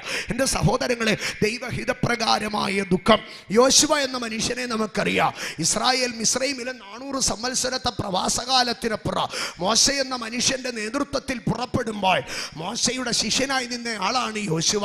പിന്നീട് നെബോ എന്ന പർവ്വതത്തിൽ മോവാബ് സമഭൂമിയിൽ വെച്ച് മോശ എന്ന മനുഷ്യൻ മരണം വഴിയായി ഇസ്രായേലിന്റെ കളത്തിൽ നിന്ന് മാറുമ്പോൾ ആ നിയോഗം ഏറ്റെടുത്ത് വാഗ്ദത്ത ദേശത്തിലേക്ക് ഇസ്രായേലിനെ കൊണ്ടുപോയ അവരുടെ ന്യായാധിപനായിരുന്നു യോശുവ എന്ന മനുഷ്യൻ. ഈ യോശുവ എന്ന മനുഷ്യൻ എരിഹോവ് എന്ന വലിയ പട്ടണത്തിന്റെ മതിൽക്കെട്ടുകളെ, പർവ്വതം പോലെ നിന്ന മതിൽക്കെട്ടിനെ ഒരൊറ്റ വാള് കൊണ്ട് വെട്ടാതെ, ഒരൊറ്റ അമ്പെയ്യാതെ, ഒരൊറ്റ യുദ്ധമുനെ ഉപയോഗിക്കാതെ ആമേൻ മൗനമായി നടന്ന് ആരാധിച്ചതിനെ തകർത്ത് ഭൂമിയുടെ അധോഭാഗത്തിൽ ഇറങ്ങിക്കളഞ്ഞ് എരിഹോവിനെ പിടിച്ചെടുത്ത മനുഷ്യനാണ്. ആമേൻ. മഞ്ഞുകാലത്ത് ഹെർമോൻ പർവ്വതത്തിൽ നിന്ന് ഉരുകിയൊഴുകുന്ന മഞ്ഞിനകത്ത് കരകവിഞ്ഞൊഴുകുന്ന യോർദാൻ നദിയുടെ തീരത്ത് ആമേൻ തന്നോടുകൂടെയുള്ള പുരോഹിതന്മാരെ ഇറക്കി നിർത്തി ആ യോർദാനിലെ ഒഴുക്കിനെ പിടിച്ചു നിർത്തിയ മനുഷ്യനാണ് യോശുവ. എന്നാൽ യോശുവ എന്ന മനുഷ്യൻ തൻ്റെ യാത്രയിൽ ഹായി എന്ന പട്ടണത്തിന് സമീപത്തെത്തി. ഹായി എന്ന പട്ടണത്തിന് സമീപത്ത് കൊടുമ്പിരി കൊണ്ട് നിൽക്കുന്ന യുദ്ധത്തിൻ്റെ പോർവിളികളെ കേട്ട് യോശുവയുടെ അടുക്കൽ ഒരു കൂട്ടർ വന്നിട്ട് പറഞ്ഞു, എരിഹോവിനെ തകർത്തതോർത്താൽ, യോർദാനെ കടന്നതൊക്കെ ഓർത്താൽ നമ്മുടെ ജീവിതത്തിൽ ഹായി വലിയ കാര്യമൊന്നുമല്ല. വെറും 3000 പേര് പോയി കഴിഞ്ഞാൽ ഹായിയെ കീഴടക്കിയിട്ട് വരാം. എന്നാൽ യോശുവയുടെ പുസ്തകം 7-ാം അധ്യായം ആമേൻ ഹായി പട്ടണത്തിന്റെ യുദ്ധം പറയുമ്പോൾ അതിൻ്റെ 1-ാം വാക്യം ഇങ്ങനെയാണ് എഴുതിയിരിക്കുന്നത്, എന്നാൽ ഇസ്രായേൽ മക്കൾ ശബദാർപ്പിത വസ്തു സംബന്ധിച്ച് ഒരു അകർത്യം ചെയ്തു. അകർത്യത്തിന് ശേഷം യുദ്ധത്തിന് പുറപ്പെടുകയാണ്. 3000 പേർ യുദ്ധത്തിന് പോയി. അവർ തോറ്റ് തുന്നം പാടി പരാജയപ്പെട്ട് മടങ്ങി വരികയാണ്. യോശുവയെ ദൈവം വിളിച്ചപ്പോൾ ഒരു കാര്യം പറഞ്ഞു, യോശുവ, നിന്റെ ആയുഷ്കാലത്ത് ഒരിക്കലും ഒരു മനുഷ്യന് നിനക്കെതിരായി നിൽക്കത്തില്ല. ഇത് കേട്ടാണ് പുള്ളി ദൈവത്തെ സേവിക്കാൻ ഇറങ്ങിയത്. വാഗ്ദത്തം എന്തായിരുന്നെന്നറിയാമോ? ഒരു മനുഷ്യൻ പോലും നിനക്കെതിരായി നിൽക്കത്തില്ല. പക്ഷെ 7-ാം അധ്യായം വന്നപ്പോഴത്തേക്ക് ദാണ്ട് കിടക്കുന്നു.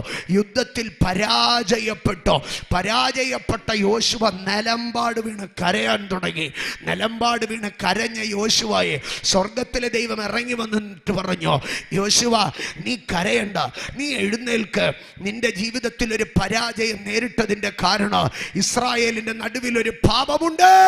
ആ പാപം കഴുകിക്കളയുവാൻ, ആ പാപത്തിൽ നിന്നൊരു മാനസാന്തരത്തിന് വേണ്ടിയാണ് ഇന്ന് രാത്രി എന്നെ കേൾക്കുന്ന സ്നേഹിത, ഇന്ന് രാത്രി എന്നെ കേൾക്കുന്ന സഹോദര, ഇന്ന് രാത്രി എന്നെ കേൾക്കുന്ന എൻ്റെ കൂടപ്പിറപ്പേ, ഞാൻ നിന്നോടൊരു കാര്യം പറയട്ടെ.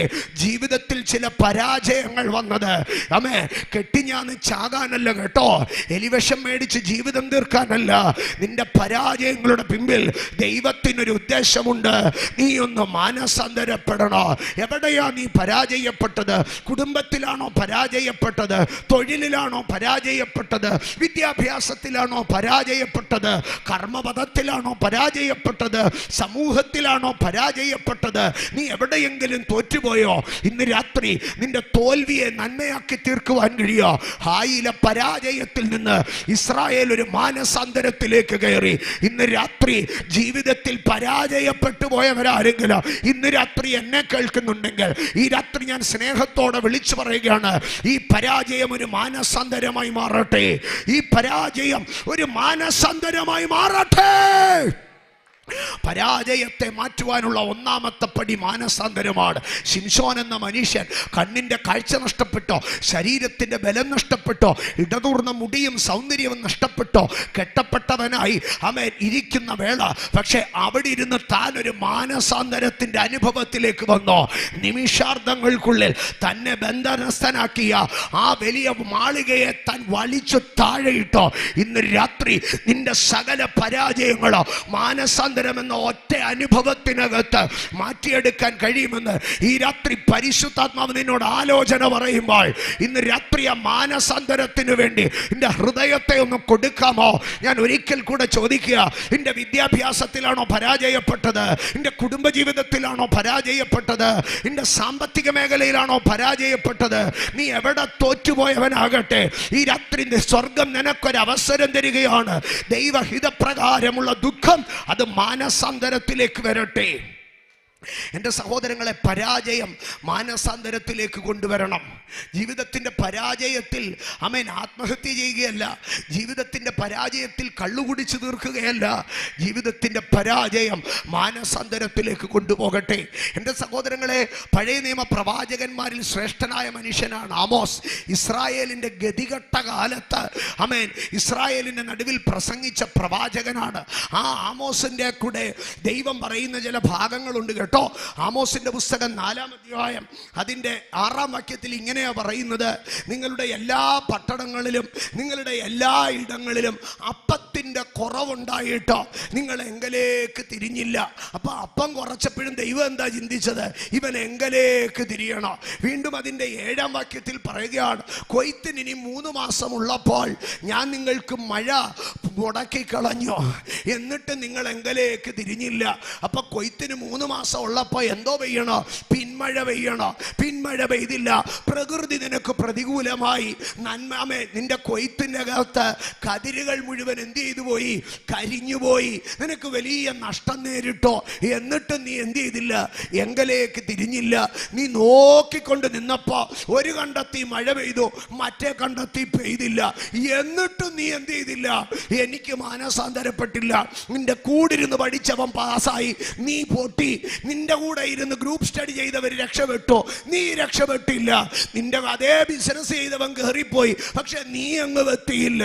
അങ്ങേ കണ്ടെത്തി മഴ പെയ്തു, നിന്റെ കതിര് കരിഞ്ഞുപോയി. നിനക്ക് സാമ്പത്തിക നഷ്ടം വന്നോ, എന്നിട്ട് നീ മാനസാന്തരപ്പെട്ടില്ല.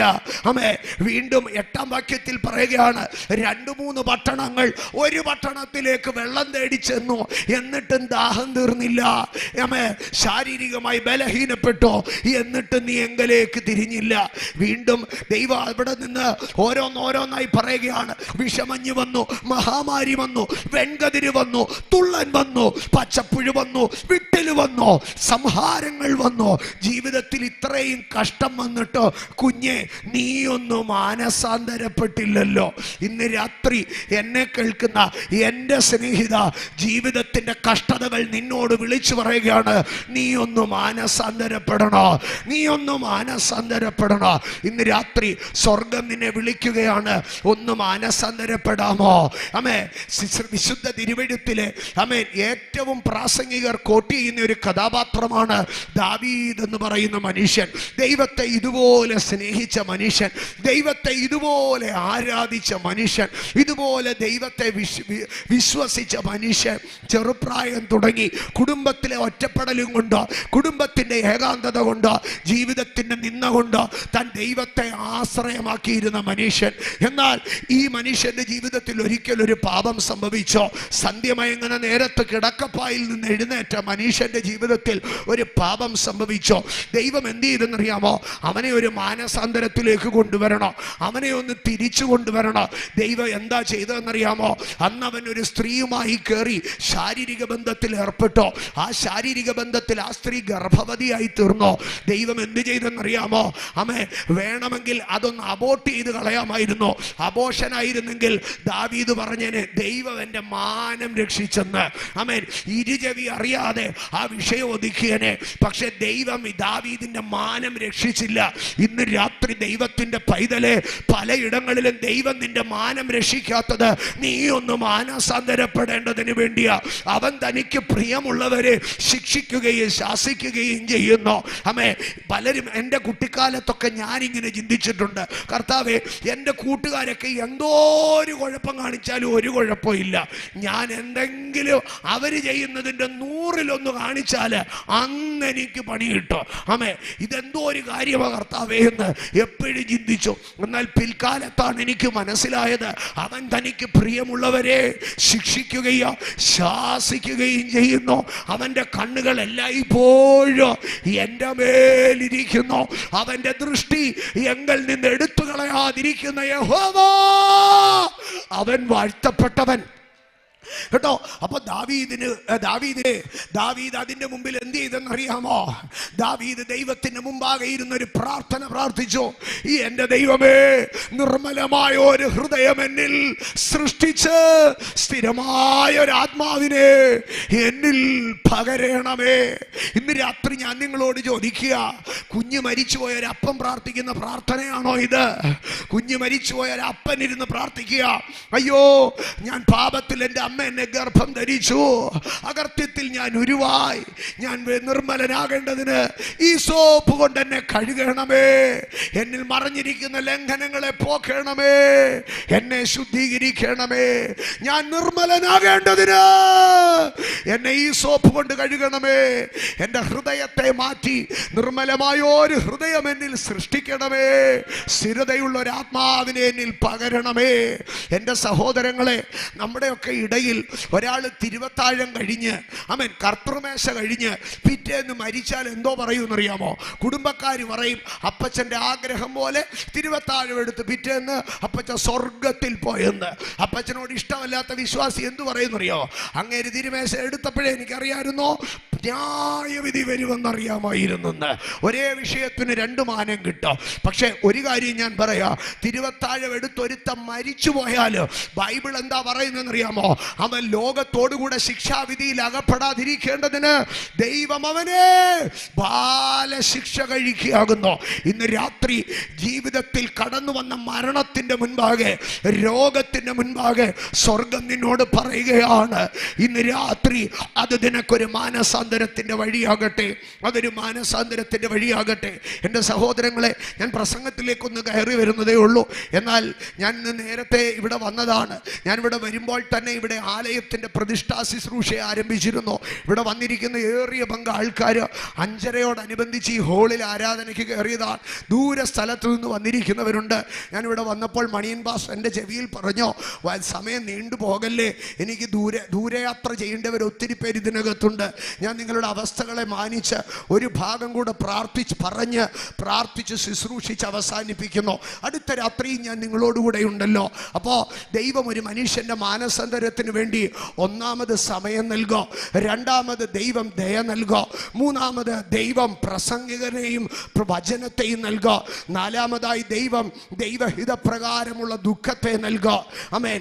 അതിനകത്ത് പരാജയങ്ങൾ ഉണ്ടാകാം, അതിനകത്ത് സാമ്പത്തിക നഷ്ടമുണ്ടാകാം, അതിനകത്ത് രോഗങ്ങളും മരണങ്ങളും ഉണ്ടാകാം. ഇന്ന് രാത്രി എന്നെ കേൾക്കുന്നവരാരെങ്കിലും ജീവിതത്തിൻ്റെ തകർച്ചയ്ക്കകത്ത്, താഴ്ചയ്ക്കകത്ത് ഇതിനകത്ത് ഇരിപ്പുണ്ടെങ്കിൽ, it's your time to repent. ഇത് നിനക്ക് മാനസാന്തരപ്പെടുവാനുള്ള സമയമാണ്. ഇന്ന് രാത്രി ആ മാനസാന്തരം നിന്നെ ദൈവ സാന്നിധ്യത്തിലേക്ക് കൊണ്ടുപോകാം. എൻ്റെ സഹോദരങ്ങളെ, ഒരു മനുഷ്യൻ്റെ മാനസാന്തരത്തിനകത്താണ് അവന് രോഗസൗഖ്യം, അവന് വിടുതലുകൾ ഉണ്ടാകുന്നത്. അവൻ്റെ അവസ്ഥ മാറുന്നത് പാപമോചനത്തിനകത്താണ്. യേശു കർത്താവ് ഒരിക്കൽ കഫർന്നഹൂമിൽ ശുശ്രൂഷിച്ചു കൊണ്ടിരിക്കുമ്പോൾ ഒരു മനുഷ്യനെ 4 ആൾ ചുമന്നുകൊണ്ടുവന്ന് മച്ചുപൊളിച്ച് യേശുവിൻ്റെ മുമ്പിൽ കിടത്തി. യേശു അവൻ്റെ അടുക്കൽ ഒരു ഒറ്റ വാക്ക് പറഞ്ഞ്, എന്താണെന്നറിയാമോ? മകനേ, നിന്റെ പാപങ്ങൾ മോചിച്ച് നൽകിയിരിക്കുന്നു. അവന് പാപമോചനം കിട്ടിയെന്നുള്ളതിൻ്റെ അടയാളം എന്തായിരുന്നു അറിയാമോ? വർഷങ്ങളായിട്ട് കിടക്കയോട് പറ്റി അസ്ഥികളുടെ ബലം നഷ്ടപ്പെട്ട് ഏണിൻ്റെ ഇടുപ്പിൻ്റെയും ശക്തിയില്ലാതെ കിടക്കയിലായിരുന്ന മനുഷ്യൻ എഴുന്നേറ്റ് ആ കിടക്കയെ ചുരുട്ടി തലയിൽ വെച്ച് നടന്നു പോകുവാൻ തുടങ്ങി. മാനസാന്തരം നിന്റെ ജീവിതത്തിൻ്റെ അവസ്ഥയെ മാറ്റുന്നതാണ്. ജീവിതത്തിൻ്റെ അവസ്ഥയെ മാറ്റുന്നതാണ്. ആമേൻ. ഞാൻ ഒരു കാര്യം കൂടെ പറഞ്ഞ് പൂർത്തീകരിക്കട്ടെ. എൻ്റെ സഹോദരങ്ങളെ, ഒരു മനുഷ്യൻ്റെ മാനസാന്തരത്തിന് വേണ്ടി ദൈവം എന്ത് നൽകുന്നു? മത്തായി സുവിശേഷം 11-ാം അധ്യായത്തിലേക്ക് കടന്നു വരുമ്പോൾ മത്തായി സുവിശേഷം 11-ാം അധ്യായം അതിൻ്റെ 20-ാം വാക്യത്തിൽ ഇങ്ങനെയാണ് എഴുതിയിരിക്കുന്നത്. മത്തായി സുവിശേഷം 11:20, പിന്നെ യേശു തൻ്റെ വീര്യപ്രവർത്തികൾ മിക്കതും നടന്ന പട്ടണങ്ങൾ മാനസാന്തരപ്പെടായികയാൽ അവയെ ശാസിച്ചു തുടങ്ങി. അടുത്തത്, കോരസീനേ, നിനക്ക് ഒഴിഞ്ഞിട്ടില്ലാത്ത നല്ല കലയൊത്ത ആടാണെങ്കിൽ ആ ആട് യെരൂശലേമിൻ്റെ മാർക്കറ്റിൽ വിൽക്കപ്പെടോ. അന്യഗ്രാമങ്ങളിൽ എവിടെയെങ്കിലും 1-2 കുഞ്ഞാടുകൾ ജനിക്കുമ്പോൾ അന്ന് തുടങ്ങിയ വീട്ടുകാർക്കൊരു പ്രതീക്ഷയാ, മുട്ടാതെ മുറിയാതെ ഈ ആടിനെ സൂക്ഷിക്കുക. എന്നിട്ട് ഈ ആടിനെ ഒരു പ്രായമെത്തുമ്പോൾ അവർ ചുമന്നുകൊണ്ട് യെരൂശലേമിലെ ആട്ടുചന്തയിലെത്തോ. അവിടെ ഇത് വിൽക്കപ്പെടോ. അവിടെ വരുന്ന ഓരോ മനുഷ്യൻ്റെ അടുക്കലും ചോദിക്കണം, നീ എന്തിനാണ് ആടിനെ മേടിക്കുന്നത്? അവൻ പറയും, ഞാനിതിനെ യെരൂശലേമിൻ്റെ ആലയത്തിൽ യാഗം കഴിക്കാനാണ്. നീ എന്തിനാണ് ഒരു ആടിനെ യാഗം കഴിക്കുന്നത്? ആ മനുഷ്യൻ പറയും, ഞാൻ പാപിയായൊരു മനുഷ്യനാണ്, എൻ്റെ പാപത്തിൻ്റെ പരിഹാരത്തിന് വേണ്ടി ഞാൻ ഒരു ആടിനെ യാഗം കഴിക്കുകയാണ്. എന്നാൽ ആ പെരുന്നാൾ ദിവസത്തിൽ യേശു ആട്ടിൻ ചന്തയിലേക്ക് കടന്നു പോവുകയാണ്. എന്താണ് യേശു പറയുന്നതെന്നറിയാമോ? മാനവരാശിയുടെ പാപത്തിൻ്റെ പരിഹാരത്തിന് വേണ്ടി ഈ ആട്ടുചന്തയിൽ വിൽക്കപ്പെടുന്ന ഒരാടുമല്ല കൊല്ലപ്പെടേണ്ടത്.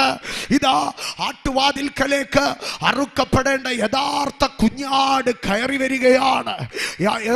അറുക്കപ്പെടേണ്ട യഥാർത്ഥ കുഞ്ഞാട് ആട്ടുവാതിൽക്കലേക്ക് കയറി വന്നു. ഇതാ ഒരു കുഞ്ഞാട് ആട്ടിൻ ചന്തയിൽ കൂടെ കരുണയുടെ കുളത്തിലേക്ക് കടന്നു ചെല്ലുകയാണ്. ആ കരുണയുടെ ബെഥെസ്ദ കുളത്തിന് ചുറ്റും 5 മണ്ഡപങ്ങളുണ്ട്. എന്ന് പറഞ്ഞാൽ വിടുതൽ ആഗ്രഹിച്ച് വരുന്നവനൊന്നും വിടുതൽ കൊടുക്കാൻ കഴിയത്തില്ല.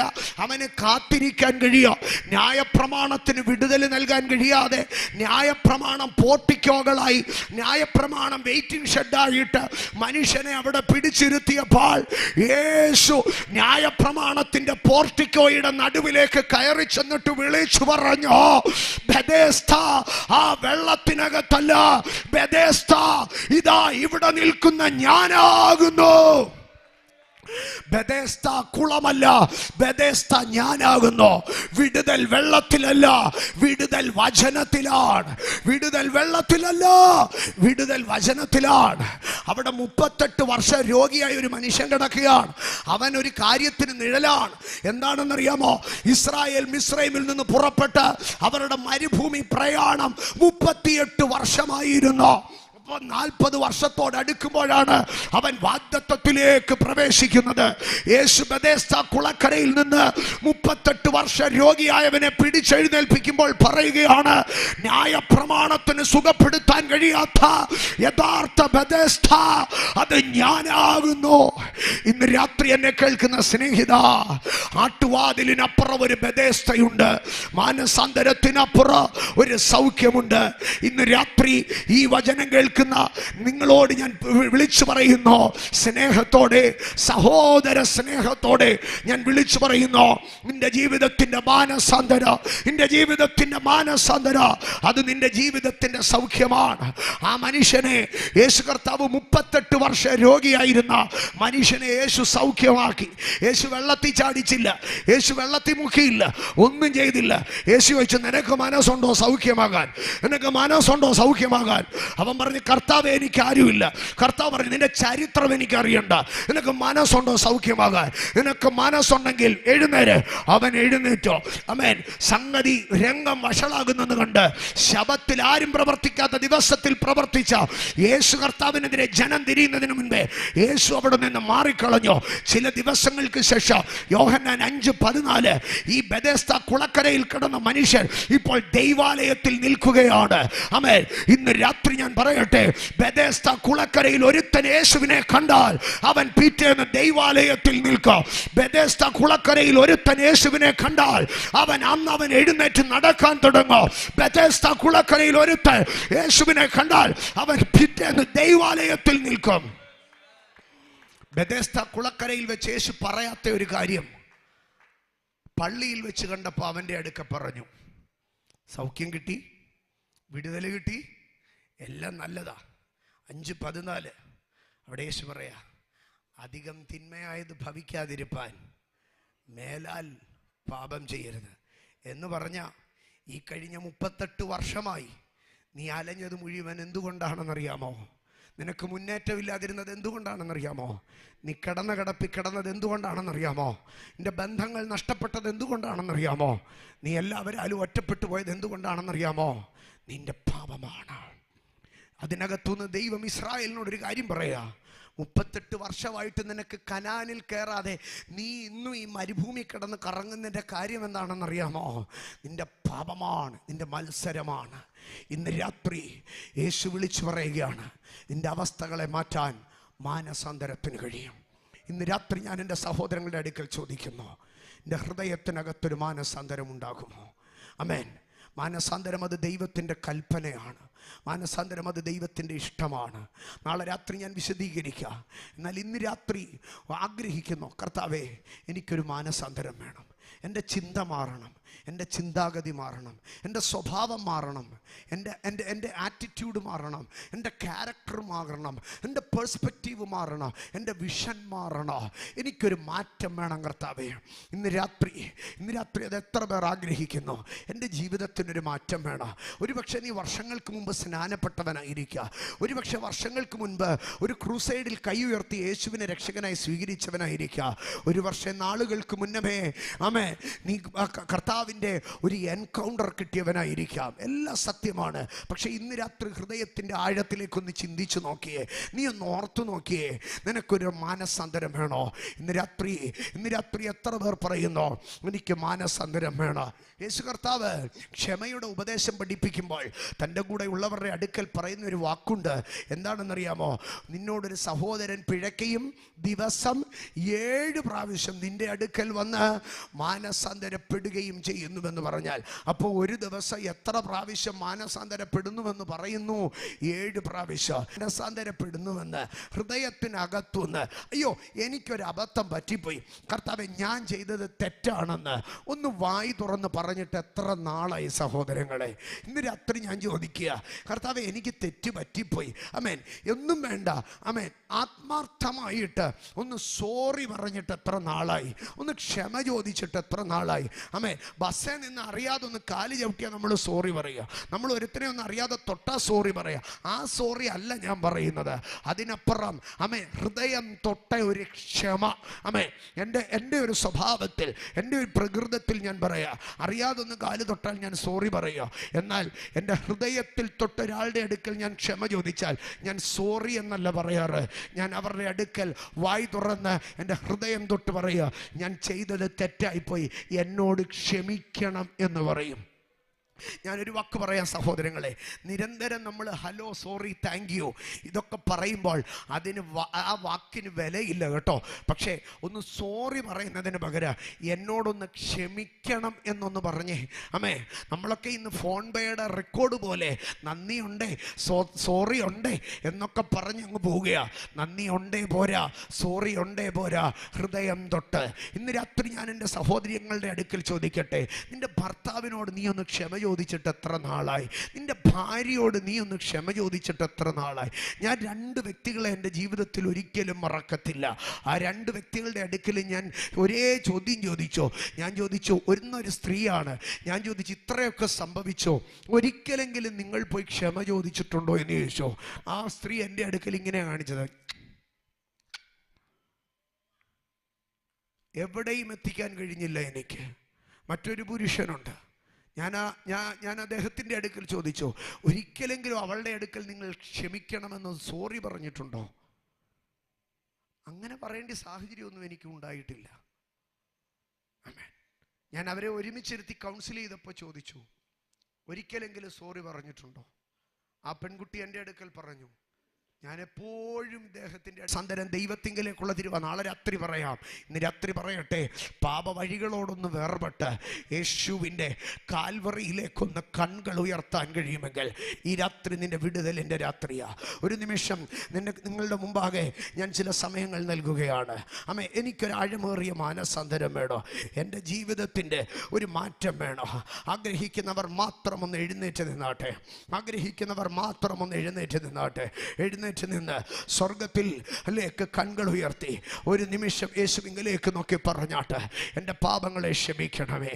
രക്ഷിതാവിനെ കാണുക പാപി, നിന്റെ പേർക്കല്ലയോ ക്രൂശിന്മേൽ തൂങ്ങുന്നു എന്നുള്ള ഈരടികളെ പാടുമ്പോൾ ഇന്ന് രാത്രികാല എൻ്റെ സഹോദരങ്ങൾ അടഞ്ഞ കണ്ണുകളിൽ സ്വർഗത്തിലേക്ക് കണ്ണുകൾ ഉയർത്തി ഒരു നിമിഷം ഒന്ന് പ്രാർത്ഥിച്ചാട്ട്, അപ്പാ, എൻ്റെ ജീവിതത്തിൽ ഇന്നലകളിൽ വന്നുപോയ ഏത് ബലഹീനതയാണെങ്കിൽ, ഏത് പാപമാണെങ്കിൽ, ഏത് പരാജയമാണെങ്കിൽ, ഏത് പിഴവാണെങ്കിൽ എന്നോടൊന്ന് ക്ഷമിക്കണമേ, എന്നോടൊന്ന് ക്ഷമിക്കണമേ.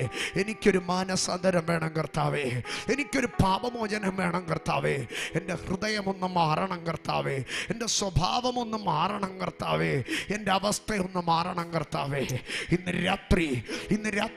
രാത്രി സ്വർഗത്തിലേക്ക് കണ്ണുകൾ ഉയർത്തി ഒന്ന് പറഞ്ഞേ, തള്ളുക തള്ളുക കുഞ്ഞേ, നീ നിന്റെ പാപത്തെ ഒന്ന് തള്ള്. കുഞ്ഞേ, നിന്റെ പാപത്തെ നീ ഒന്ന് തള്ള്. ഈ രാത്രി നിന്റെ വിടുതലിന്റെ രാത്രിയാ. നിന്നെ ബന്ധിച്ച പാപത്തിന്റെ കെട്ട് നിന്നിൽ നിന്ന് അഴിയട്ടെ. നിന്നെ തകർത്തു കളഞ്ഞ പാപത്തിന്റെ കെട്ട് നിന്നിൽ നിന്ന് അഴിയട്ടെ. നിന്നെ ഇല്ലാതാക്കിയ ആ പാപത്തിന്റെ നുകം നിന്നിൽ നിന്ന് അഴിയട്ടെ. ഈ രാത്രി ആ കാൽവറിയിലേക്ക് നിനക്കൊന്ന് നോക്കാമോ? അവൻ നിന്റെ മാനസാന്തരത്തിന് വേണ്ടി കാൽവറിയിൽ നിനക്ക് വേണ്ടി സംസാരിക്കുകയാണ്. ഇന്ന് രാത്രി ആ കാൽവറിയിലേക്കൊന്ന് കണ്ണുകൾ ഉയർത്തി നിന്റെ മാനസാന്തരത്തിന് വേണ്ടി ഒന്ന് ആഗ്രഹിക്കാമോ?